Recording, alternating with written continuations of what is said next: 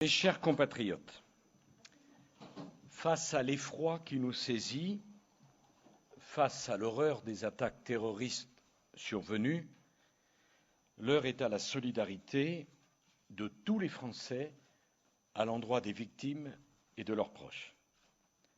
Nous pensons à celles qui ont succombé et à leurs familles. Nous pensons à celles qui luttent pour la vie, à toutes celles qui sont hospitalisées, à celles qui sont blessées dans leur chair. Nous pensons aussi à tous ceux qui ont été les témoins directs de ces atrocités, qui ont assisté à des scènes abominables, parce qu'à côté des blessures physiques, il y a également les traumatismes psychologiques qui sont dans de telles circonstances si lourds. Nous pensons aux forces de sécurité et au secours, dont le courage et la détermination ont une nouvelle fois été admirables. Qu'elles sachent, ces forces de sécurité et de secours, qu'elles ont le soutien de tous les Français.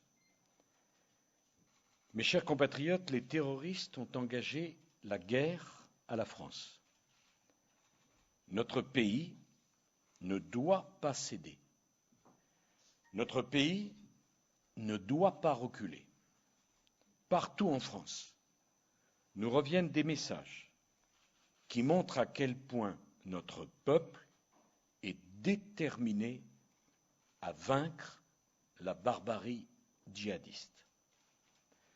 La guerre que nous devons livrer doit être totale. Notre devoir est de prendre en compte l'extrême gravité de la situation et d'en tirer toutes les conséquences en termes d'action. Rien ne peut être comme avant. Le terrorisme a fait trop de victimes.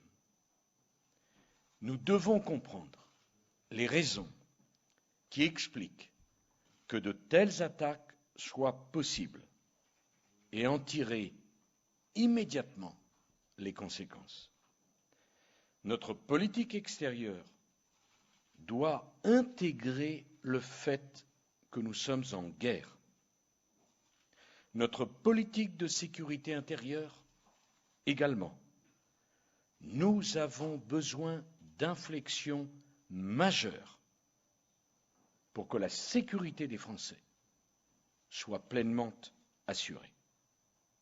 Au-delà du nécessaire état d'urgence et des contrôles aux frontières, nous soutiendrons toutes les décisions qui iront dans le sens d'un renforcement drastique des mesures de sécurité qui permettront de protéger la vie de nos compatriotes.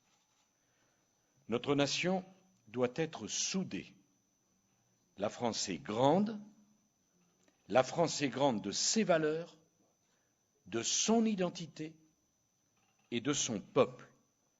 Notre histoire est chargée d'épreuves. Nous avons toujours su les surmonter. Nous surmonterons celles-ci avec sang-froid, avec détermination et avec force. Mes chers compatriotes, vive la République et vive la France.